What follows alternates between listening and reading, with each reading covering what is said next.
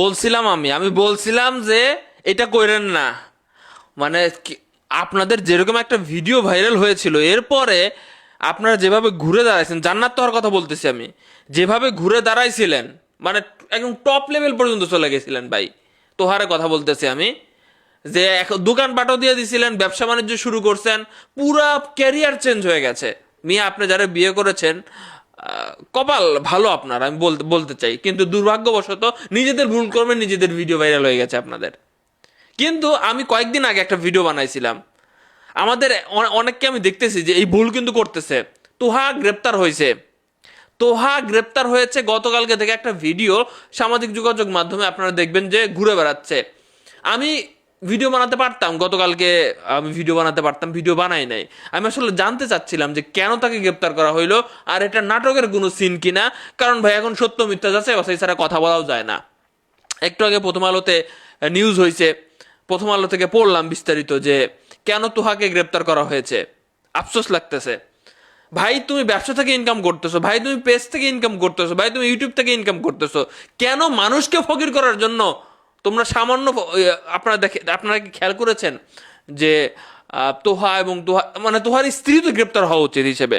আমি যতটুকু জানি তিনি হয়তোবা তারা বাবা হতে চলেছেন, এই জন্য হয়তোবা সেই দিক বিবেচনা করে জান্নাতকে মনে হয় গ্রেপ্তার করা হয় নাই, নাকি তার নামে মামলা হয় নাই, আমি জানি না। আমি তো এখন দেখেন, তারা দুইজনের ফ্যামিলি, একজন মানে আদালতে তোলা হয়েছে, আদালতে তোলা হয়েছে, তোলার পরে জামিন চাইছে, তাকে কিন্তু জামিন দেওয়া হয় নাই, কারাগারে দিন কাটাচ্ছে ভাই।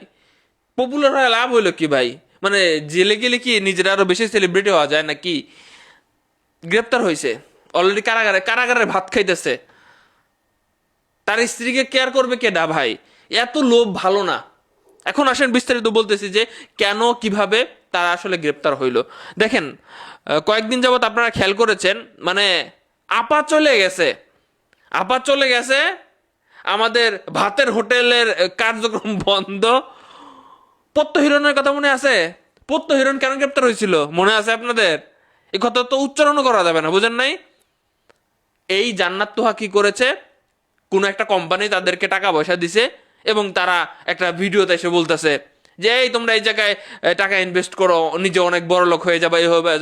ভাই তোমরা বড় লোক হয়েছো, কয়জন বড় লোক হয়েছো? তো এত গোপন মন্ত্র জানো, তোমরা বড় লোক হয়ে যাইতে পারতা না? এরকম এইসব বিষয় প্রমোশনের জন্য কয়েকজন মিলে এই তোহার নামে মামলা করেছে, এবং সেই মামলার পরিপ্রেক্ষিতে সচেতন নাগরিক, সেই মামলার পরিপ্রেক্ষিতে তাকে গ্রেপ্তার করা হয়েছে। তুমি কেন এগুলো প্রমোট করবা? মানুষজনকে ফকির বানানোর বুদ্ধি দিবা তুমি ভিডিওতে, ফকির বানানোর বুদ্ধি দিবা? এতই সোজা সবকিছু। প্রত্যেকটা গ্রামে, প্রত্যেকটা ফ্যামিলিতে এদের জন্য এইসব জিনিসপত্র ঢুকে গেছে, সন্তানরা নষ্ট হয়ে যাচ্ছে, এলাকায় নষ্ট হয়ে যাচ্ছে, যে এইটা খেলো ওইটা খেলো, ভালো হয়েছে।